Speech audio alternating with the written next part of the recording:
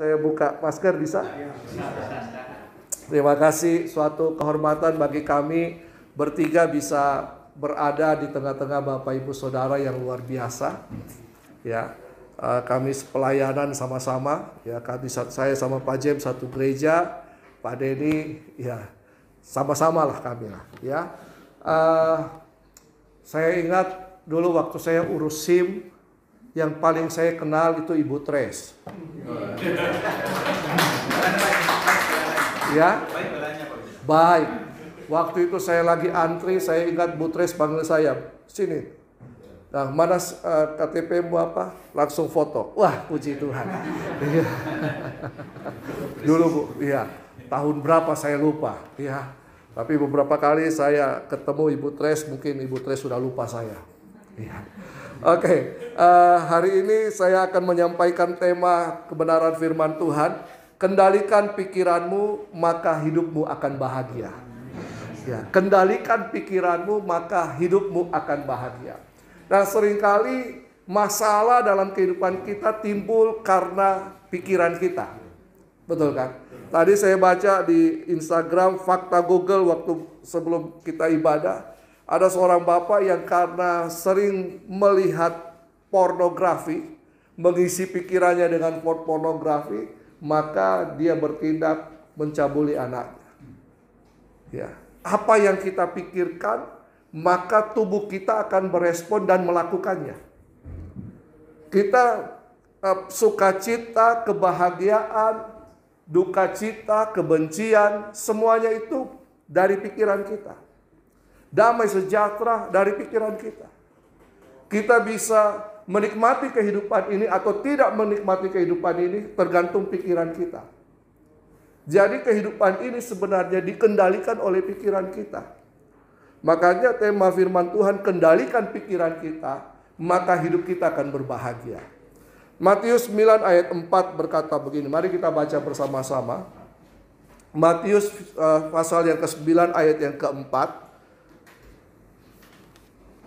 Di situ Yesus berkata, ayat yang keempat berkata, tetapi Yesus mengetahui pikiran mereka, lalu berkata, mengapa kamu memikirkan hal-hal yang jahat di dalam hatimu? Tuhan tahu pikiran kita. Ketika itu dalam kerumunan orang, Yesus berkata, kenapa kamu memikirkan hal-hal yang jahat? Berarti kita juga bisa memikirkan hal-hal yang baik kan? Kalau kita bisa memikirkan hal-hal yang jahat, berarti kita juga bisa memikirkan hal-hal yang baik. Kenapa kita bisa, Yesus berkata, memikirkan hal-hal yang jahat? Karena informasi yang masuk dalam pikiran kita. Dari mana informasi itu bisa masuk? Dari mata, telinga, dan panca indera kita. Kalau kita sering melihat sesuatu atau mendengar hal-hal yang tidak baik, maka itu yang akan mempengaruhi pikiran kita. Kalau kita sering mendengar gosip, maka kita pun akan berlaku seperti itu. Kalau kita sering mendengar kebencian, kata-kata benci, maka secara tidak langsung pikiran kita akan terpengaruh dengan hal itu. Kalau kita sering berkumpul dengan orang-orang yang suka berbuat jahat, maka pikiran kita pun akan terpengaruh untuk hal itu. Maka kita pun akan melakukan perbuatan jahat. Jadi sebenarnya kejahatan, kebaikan itu dipengaruhi oleh pikiran kita. Nah, kita harus belajar di manakah pikiran itu. Kalau mungkin saya bertanya kepada Bapak Ibu, di mana pikiran itu? Mungkin kita berkata di sini kan. Memang benar di sini, tetapi dalam tradisi Yahudi, level tingkat hati itu ada 3. Ya, yang pertama itu hati di sini, hati lepar. Kalau sapi itu bisa dibikin coto. Ya. Nah, kalau sakit hati tunjuknya di mana? Di sini. Ini bukan hati sebenarnya kan? Ini apa? Jantung. Tetapi di sini kita berkata ini hati. Ya, perasaan di sini ada di sini. Tetapi ada satu lagi yang namanya hati pikiran. Hati pikiran. Nah, coba kita lihat bersama Matius 15 ayat 19. Matius 15 ayat 19. Mari kita baca bersama-sama. 1, 2, 3. Karena dari hati timbul segala pikiran jahat, pembunuhan, persinahan, percabulan, pencurian, sumpah palsu, dan hujat. Bukan apa yang masuk yang menajiskan kita, kata firman Tuhan, tetapi apa yang keluar. Apa yang keluar itu dari pikiran kita.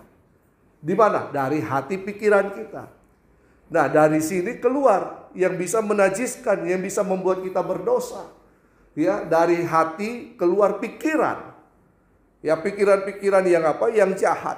Pikiran-pikiran untuk membunuh, pikiran-pikiran perzinahan, pikiran-pikiran percabulan, pikiran-pikiran pencurian, pikiran-pikiran untuk bersumpah palsu, pikiran-pikiran hujat. Nah, jadi kalau Bapak Ibu menghadapi orang yang berbuat jahat, cuci otaknya dulu. Ya. Ubah paradigma dia berpikir. Penjara tidak dapat mengubah seseorang. Betul kan?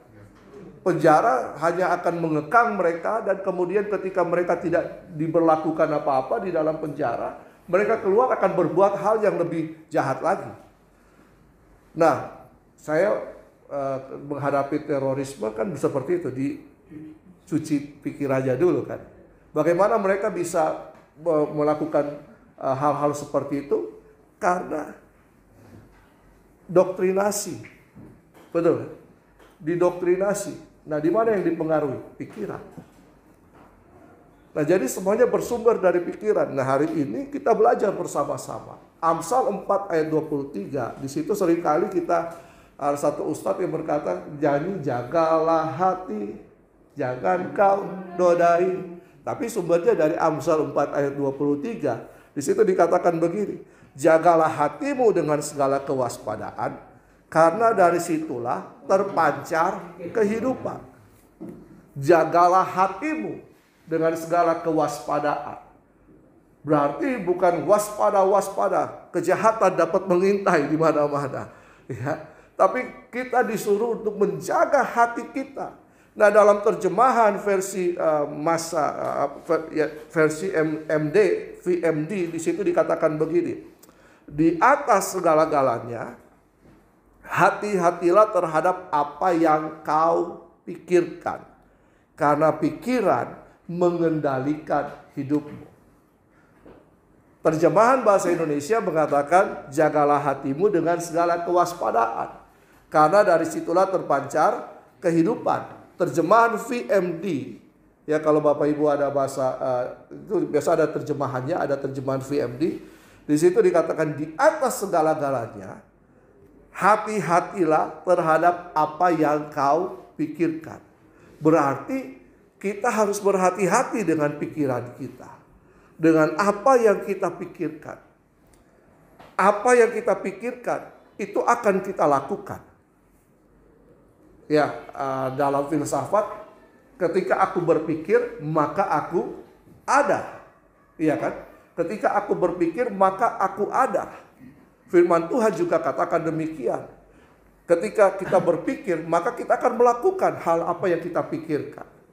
Jadi keinginan, semua perasaan itu dimulai dari pikiran. Dikatakan sini, jagalah pikiranmu, hati-hatilah terhadap apa yang kau pikirkan. Karena pikiran mengendalikan hidup kita. Pikiran mengendalikan hidup kita. Pertengkaran dalam keluarga biasanya dimulai oleh asumsi-asumsi. Betul? Ya, keretakan hubungan persahabatan biasanya dimulai juga dari asumsi-asumsi. Kegagalan percintaan juga dimulai dari asumsi-asumsi. Pembunuhan terjadi dimulai dari mana? Asumsi-asumsi. Asumsi-asumsi itu ada di mana? Pikiran. Nah, mentalitas seseorang itu sangat erat kaitannya dengan pikiran. Saya dulu waktu pelajaran penjas olahraga ada satu statement, mens sana in corpore sano. Dalam tubuh yang sehat terdapat jiwa yang kuat. Tapi banyak tubuh yang sehat ada di rumah sakit jiwa. pikirannya yang tidak sehat. Harusnya dalam pikiran yang sehat terdapat tubuh yang sehat. Ya. Kondisi mental seseorang itu dipengaruhi oleh pikiran. Kesehatan kita pun dipengaruhi oleh pikiran. Kalau kita stres terus, lama-lama apa? Depresi. Ya, kalau depresi, tekanan begitu menimpa, lama-lama apa? Bisa stroke. Dan akhirnya stop. Iya kan? Dari mana? Dari pikiran. Pikiran. Jadi pikiran kita akan menentukan langkah-langkah kehidupan kita. Karena itu firman Tuhan katakan, hati-hatilah terhadap apa yang kau pikirkan. Karena pikiran mengendalikan hidupmu. Nah, firman Tuhan mengajarkan kita berhati-hati terhadap apa yang kita pikirkan. Karena begini, pikiran kita ini itu merupakan medan peperangan yang sangat-sangat besar. Kalau dikatakan perang dunia apakah perang yang terbesar perang dunia? Bukan. Perang yang sedang terjadi hari-hari ini bukan. Perang yang terbesar itu di pikiran. Peperangan antara kita mau melakukan perbuatan baik atau tidak. Kita mau selingkuh atau tidak. Iya kan? Kita mau apalagi kecewa atau tidak. Itu di pikiran kita. Jadi pikiran kita ini bisa menjadi sebuah taman yang indah atau sebuah semak belukar. Tergantung kita. Karena hati-hati. Nah, kalau kita mau supaya pikiran kita menjadi taman yang indah, kita menang terhadap peperangan di dalam pikiran kita, maka firman Tuhan katakan begini, Filipi 4 ayat 8. Filipi 4 ayat 8. Filipi pasal 4 ayat 8. Mari kita baca bersama-sama 1, 2, 3. Jadi akhirnya saudara-saudara, semua yang benar, semua yang mulia, semua yang adil, semua yang suci, semua yang manis, semua yang sedap didengar, semua yang disebut kebajikan dan patut dipuji, pikirkanlah semua itu. Amin. Jadi semua yang baik-baik harus kita pikirkan. Kalau kita memikirkan hal-hal seperti yang dikatakan firman Tuhan ini, semua yang benar, semua yang mulia, semua yang adil, semua yang suci, semua yang manis, semua yang sedap didengar, semua yang disebut kebajikan dan patut dipuji, kita pikirkan itu, maka tidak ada kesempatan pikiran kita untuk memikirkan hal-hal yang buruk. Tapi bagaimana kita bisa memikirkan hal ini? Nah, ini dia. Bagaimana kita bisa memikirkan hal-hal ini? Yesus berkata, firman Tuhan berkata dalam Lukas 24 ayat 45. Lukas 24 ayat 45. Sebenarnya pelajaran tentang pikiran ini sungguh panjang. Saya dengan Pak Denny ini dosen. Ya, beliau ini doktor dalam bidang pendidikan, doktor pendidikan Kristen. Ya, kalau saya dalam bidang teologi dan juga dalam pendidikan. Ya, kita kalau ngajar itu bisa sampai 3 SKS itu ya biasa ya. Itu sudah biasa. Jadi kalau dikasih waktu yang sangat mepet, apa boleh buat? Kita harus melakukan itu dengan yang bisa memberikan yang terbaik. Lukas 24 ayat 45 berkata begini. Lalu ia membuka pikiran mereka sehingga mereka mengerti kitab suci. Wow. Berapa banyak biasanya kalau saya tanya jemaat baca Alkitab tidak? Malas Pak Pendeta. Kenapa? Kalau baca ngantuk. Dengan tertawa Bapak Ibu biasanya itu merupakan suatu pengakuan. Nah, bagaimana begini?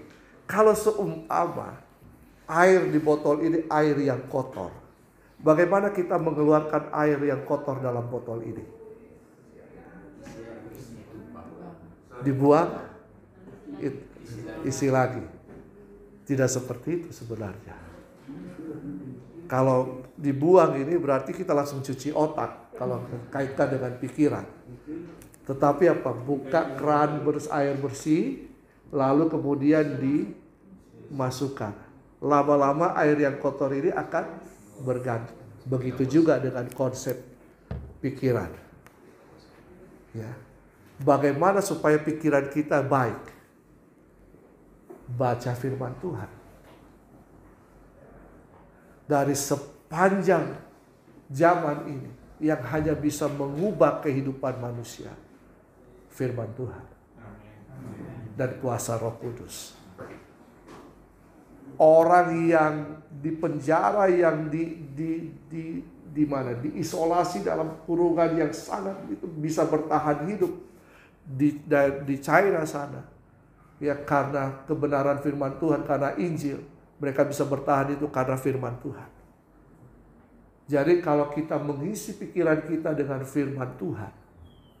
Jadi saya selalu berkata begini. Mengerti tidak mengerti, baca saja. Kita harus meluangkan waktu kita untuk baca firman Tuhan. Tiap hari. Minimal apa? 1 pasal.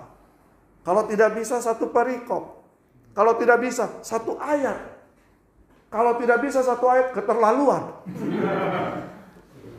Ya, kita bisa baca berita di WA, kita bisa ngobrol di WA begitu lama, kita bisa baca berita hal kita begitu lama tapi untuk firman Tuhan, makanya dikatakan kejahatan banyak merajalela hari-hari ini.